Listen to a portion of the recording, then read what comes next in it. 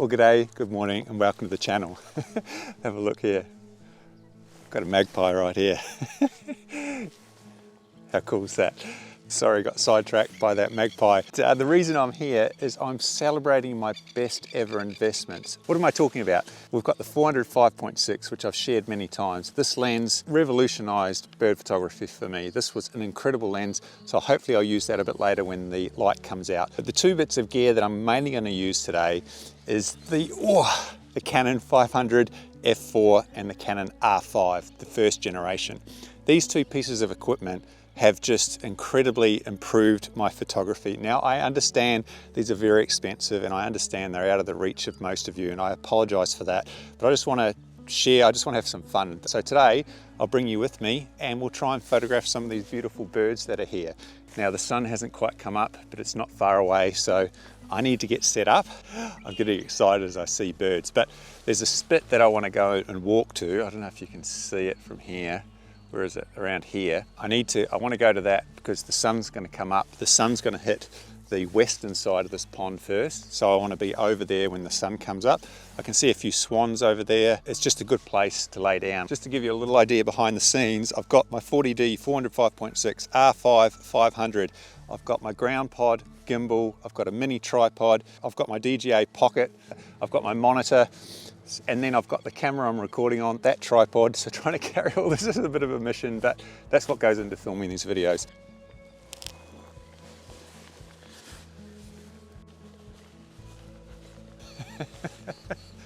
So you've got to film yourself walking away from the camera, then obviously you've got to come back to the camera, pick it up, and then walk to where you need to go. So I'm just putting the monitor on. I've done a video on this. It's just purely to record my viewfinder so that I can share with you what I'm up to. Oh, we've got the sun hitting. I'm just using the pocket on a tripod to film myself. There's a lot of bird poo on here. All right. Oh, look at that light. Oh, it's beautiful. Hopefully we don't have any heat haze. Oh. Check my settings, duade, check my settings. Absolutely beautiful. Oh, this light is sensational. Oh, geez, this is stunning. Absolutely stunning. Wow. Oh, got both swans. Oh. Oh. Wow. Can you tell I'm having fun? This is what it's all about. Getting up early. The first fail of the morning, I forgot to hit record. So we've got beautiful light. I've just been recording some video. It's just absolutely incredible. We've got the sun hitting the swans. It's absolutely stunning. The birds look amazing. Thanks to those who pointed out to me that you can actually turn the gimbal upside down and hang the camera with the foot upwards, which allows the camera to be lower to the ground and it allows us this angle. I've got my 500mm lens, 1.4 converter, so I'm at 700mm on the Canon R5. We've got auto tracking, we've got beautiful light, we've got amazing swans. Where else would you rather be? The R5 was revolutionary because of the eye tracking. Like, I was shooting with DSLRs, you know, the 5D series. I come to this R5, you get eye tracking, and I couldn't believe it, and I still can't believe it, that the camera can detect the subject and then just follow it. It's just unbelievable. When I got up this morning, I wasn't sure I wanted to get out of bed. It was dark. There was supposed to be cloud, and I've looked outside, I saw stars, and I thought instantly, I'm heading out. You know, I've driven 40 minutes to get here.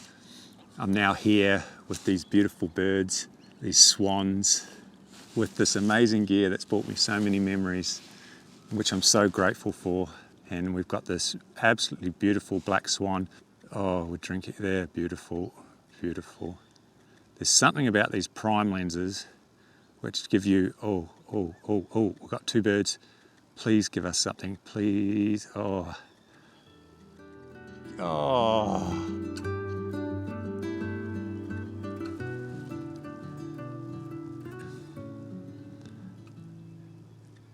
In terms of settings, I'm at 1/1000th of a second, which should be high enough just to capture these swans as they're going around, which gives me an ISO of 1600, which is another reason I love the R5, is its noise handling capability is incredible. All right, so I've got quite a few shots of these swans. I wouldn't mind something else if I'm being honest. Oh, there's black-fronted Dotterels. Let's see. Oh, that's interesting. But you can see how well the autofocus picks up this little black-fronted Dotterel. Just tracks it, which is just incredible. Oh, there's 3 of them.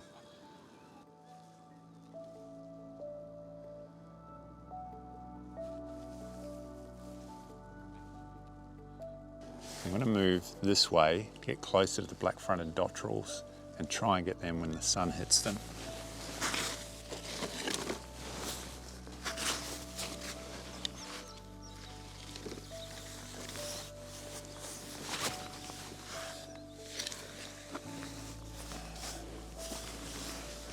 All right, we've got the sun.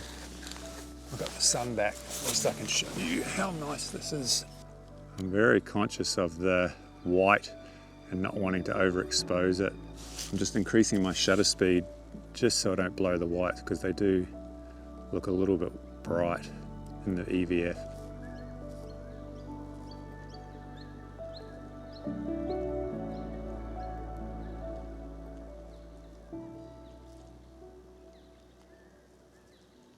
Thought I'd just share how I came to have this 500mm lens, why I bought it, and why it was one of my best ever investments. And in 2015, I've been dreaming of a big prime lens, and this one came up second hand. I think it was 7,000 Australian dollars in 2015. And the question is, why did I spend so much money on a lens? I think in my first year, I'd been out 100 times into the field, 100 times.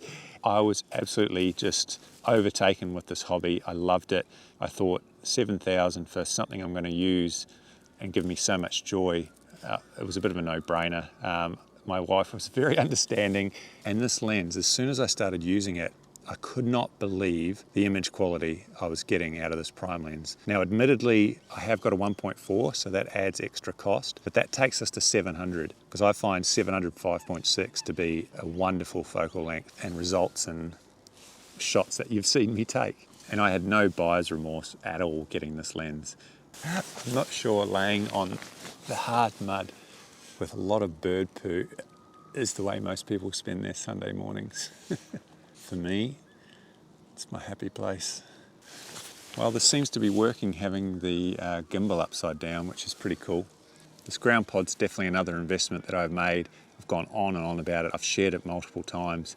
Just invaluable. Now, there's lots of alternatives now which are cheaper. I think you can look on Etsy, and people have made their own, but having a ground pod is excellent.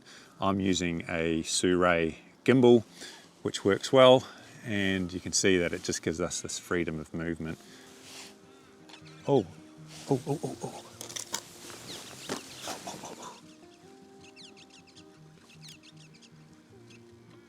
Got a Rosella, look at that. Camera just picked it up. This might be one of our most pretty birds.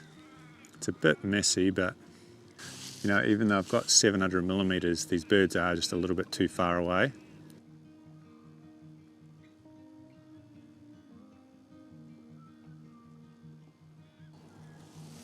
Got the swan coming towards me. Beautiful.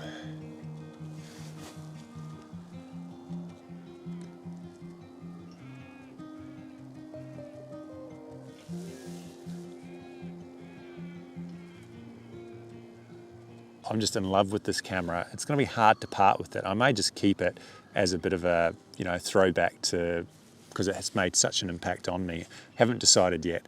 What do you think? Should I sell the R5 or should I keep it? But I couldn't be happier with this camera. And when I paired this camera with this lens, amazing. The type of images I was getting was just incredible. The light's gone. I might go and look for something else. I've just spotted a white-faced heron feeding next to this little pond, and I'm going to try and stalk it and see if we can get a shot.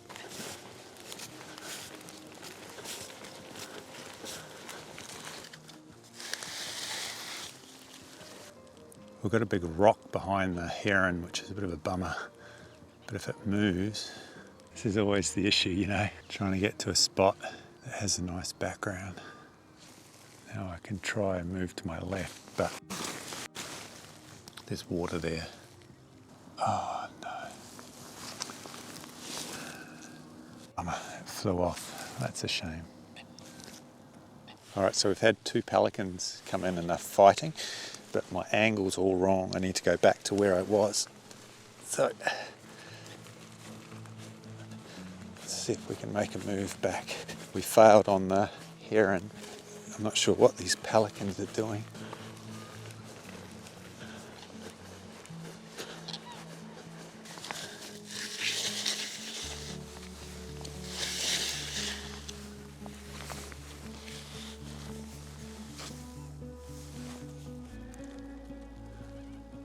So we've got pelicans here, which is pretty cool.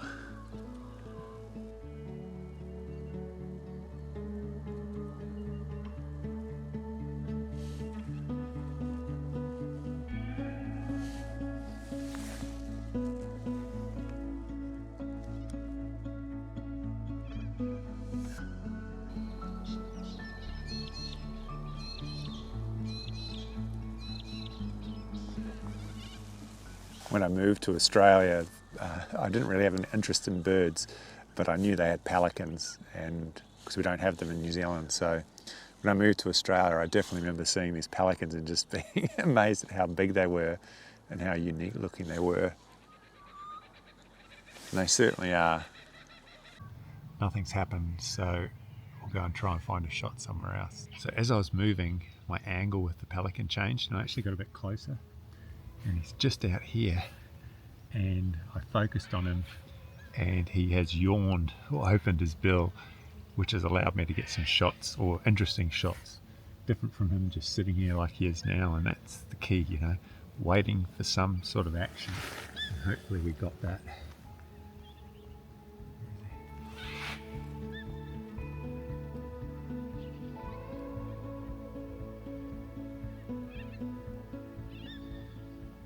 Alright, so I've moved locations. My battery has died on the R5, so I need to change it. I'm notorious at forgetting batteries, and often they're not charged. Are they charged? And a company did reach out to me, and I'm not really big on pushing other products or whatnot, but they said this has an internal battery in it. You can store your batteries and they'll always be charged. You can put flat batteries and put it in, it'll charge it while you're shooting. And I thought, well, just send it to me and I'll try it out. So that's what I'm doing, I'm trying it out. So I've got two batteries in here, which are obviously fully charged. So I've always got these two batteries in here. And now I'll just take the battery out of the R5, which is obviously, this one's flat. So whilst I'm shooting, I can just put it into here.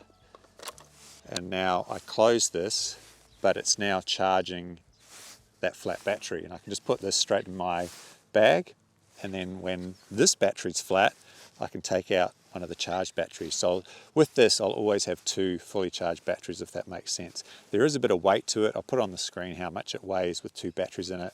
So that's the only downside. It is quite large and it is relatively heavy. Seems to be working so far. Yeah, entirely up to you, but I'll probably use this just as a backup. So even though I just changed that battery, the sun is starting to get high. I might pull out my 40D 400 5.6 and we'll try and get some shots of the black-fronted Dotterels, and then we'll be able to call it a day. So this was my first major investment, this lens. I think it cost me 1,200 Australian, something like that. This was back in 2011, 2012, somewhere around there. I used this lens non-stop. I've gone on and on about it. Obviously this was my first body, the 40D. So let's get out and try and capture these black-fronted Dotterels. So the black-fronted Dotterels are out here. So I need to walk my way around to get behind them. So then I can have the sun behind me. So my plan is to try and take a wide berth.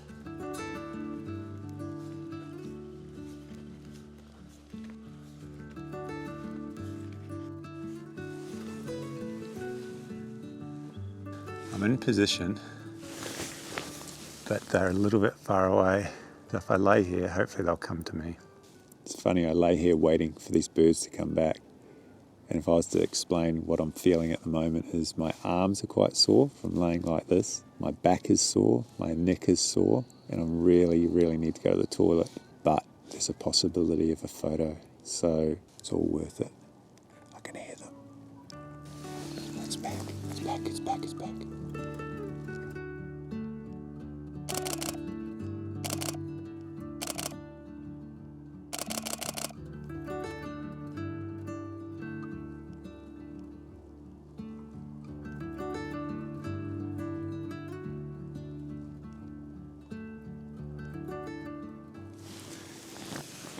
Oh, my body is killing me.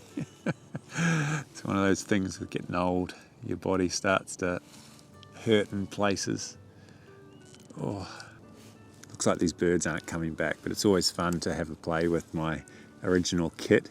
Just a reminder of where you started from, you know, and how far we've come in terms of gear and technology. And there's definitely some investments that are better than others, but this one was definitely a worthwhile one. That is for sure. That's what the mud looks like. Well, that brings my session to an end. I have had a lot of fun. Obviously using my big 500 and R5 was an absolute blast. I got lots of nice shots of those swans this morning. I'm sure the quality is amazing, and that's what this excels at. Yes, it's expensive, but I have no regrets investing in this lens and this body. They've been absolutely amazing. And of course, I struggled a little bit at the end, but the 400 5.6, I don't need to say much about it. It was just the beginning for me, and I'll never sell it. I love it, and it was a worthwhile investment. So I guess the conclusion from my video is, if you love this hobby and you've been doing it for a couple of years, you've spent a lot of hours, and you know you're going to be doing it in the future, I don't think there's anything wrong with saving up and spending money, you know, especially on a really good lens or even a body. If you're going to be using it all the time, I think it's actually not a bad thing to do. It gives me so much joy that this investment is well worth it for me.